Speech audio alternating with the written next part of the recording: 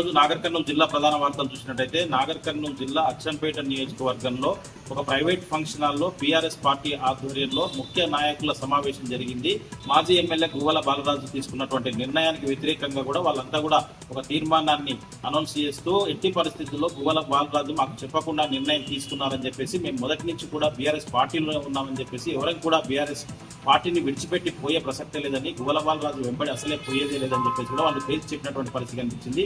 ఇన్ని అవకాశాలు పార్టీ కల్పిస్తే మాకు చెప్పకుండా ఆయన ఎలక్షన్ అయిపోయిన తర్వాత మా ఎలక్షన్స్ స్థానిక సంస్థల ఎలక్షన్స్ వచ్చేసరికి మాకు చెప్పకుండా ఎట్లా నిర్ణయం తీసుకొని పార్టీ మార్పుపై ఆలోచిస్తారని చెప్పేసి కూడా వాళ్ళు ప్రశ్నించినటువంటి పరిస్థితి కనిపించింది. త్వరలోనే బీఆర్ఎస్ పార్టీ అధిష్టానంతో కూడినటువంటి పెద్ద నాయకులతో అచ్చంపేటలో పూర్తి స్థాయిలో 8 మండలాలకు సంబంధించినటువంటి ముఖ్య బీఆర్ఎస్ నేతలు కార్యకర్తలతో 4-5 వేల మందితో ఒక బహిరంగ సభ ఏర్పాటు చేస్తామని చెప్పేసి కూడా వాళ్ళు తేల్చి చెప్పినటువంటి పరిస్థితి కనిపించింది. ఇప్పటికే చాలా ఫోన్లు వస్తున్నాయని చెప్పేసి గువ్వల బాలరాజు చేసింది చాలా పొరపాటు అని చెప్పేసి, ఇప్పుడు బీఆర్ఎస్ పార్టీ అచ్చంపేటలో చాలా బలమైన శక్తిగా ఎదిగిందని చెప్పేసి కూడా వాళ్ళు చెప్పినటువంటి పరిస్థితి కనిపిస్తుంది. ఏదేమైనప్పటికీ గువ్వల బాలరాజు వెంట ఎట్టి పరిస్థితుల్లో మేము వెళ్లే ప్రసక్తి లేదు. బీఆర్ఎస్ పార్టీ మాకు శ్రీరామ రక్ష, మా నాయకుడు కేసీఆర్, మా పార్టీ బీఆర్ఎస్ అని చెప్పేసి కూడా వాళ్ళంతా ముక్త కంఠంతో తేల్చి చెప్పినటువంటి పరిస్థితి కనిపించింది.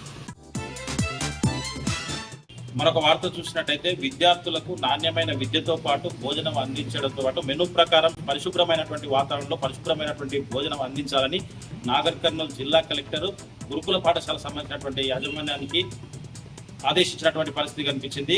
ఈ మధ్యకాలంలో నాగర్ కర్నూలు జిల్లా కేంద్రంలోని ఉయ్యలవాడ సమీపంలో ఉన్నటువంటి బీసీ బాలికల గురుకుల పాఠశాలలో జరిగినటువంటి ఫుడ్ పాయిజన్ పై ఆయన సంబంధిత సిబ్బందిపై సీరియస్ అయినటువంటి పరిస్థితి కనిపించింది. మొత్తంగా అక్కడ ఉన్నటువంటి పరిస్థితులను, ఉన్నటువంటి స్టాక్ బియ్యాన్ని అవన్నింటినీ కూడా ఆయన పరిశీలించారు.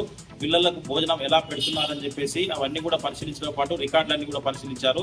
మొత్తంగా బీసీ గురుకుల పాఠశాలతో పాటు అన్ని గురుకులాల్లో కూడా నాణ్యమైన విద్యతో పాటు నాణ్యమైన భోజనం అందించడంతో పాటు విద్యార్థులను చాలా జాగ్రత్తగా చూసుకోవాలని, ఎలాంటి అనారోగ్య సమస్యలు కానీ తలెత్తకుండా చూసుకోవాలని చెప్పేసి కూడా వాళ్ళు సంబంధిత సిబ్బందిని కలెక్టర్ ఆదేశించినటువంటి పరిస్థితి కనిపించింది. కలెక్టర్ వెంట సంబంధిత అధికారులు కూడా పాల్గొన్నటువంటి పరిస్థితి కనిపించింది.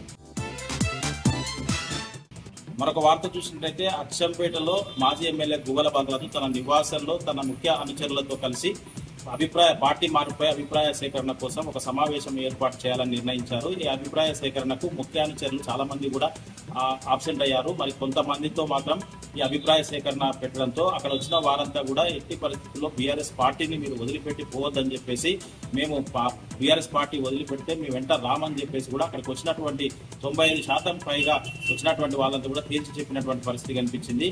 మీరు కాంగ్రెస్కి వెళ్ళినా, ఇటు బీజేపీకి వెళ్ళినా ఇక్కడ బీఆర్ఎస్ లో ఉండేటువంటి గుర్తింపు ఉండదని చెప్పేసి కూడా వాళ్ళు చెప్పినటువంటి పరిస్థితి కనిపించింది. ఇప్పటికైనా మీరు పునరాలోచించి బీఆర్ఎస్ పార్టీలోనే కొనసాగాలని చెప్పేసి, మీకు ఏమైనా సమస్యలు ఉంటే అధిష్టానంతో దగ్గరికి చాలా పెద్ద మొత్తంలో కలిసి వెళ్ళి అక్కడ మనం కావాల్సినటువంటి హామీలు తీసుకుని వద్దామని చెప్పేసి, అంతవరకే కానీ మీరు సొంతంగా మాకు చెప్పకుండా ఇలాంటి నిర్ణయాలు తీసుకోవడం వెనుక మేము మీ వెంట నడిచే ప్రసక్తి లేదని చెప్పేసి కూడా చాలా మంది కూడా గువ్వల బాలరాజుకు తేల్చి చెప్పినటువంటి పరిస్థితి కనిపించింది.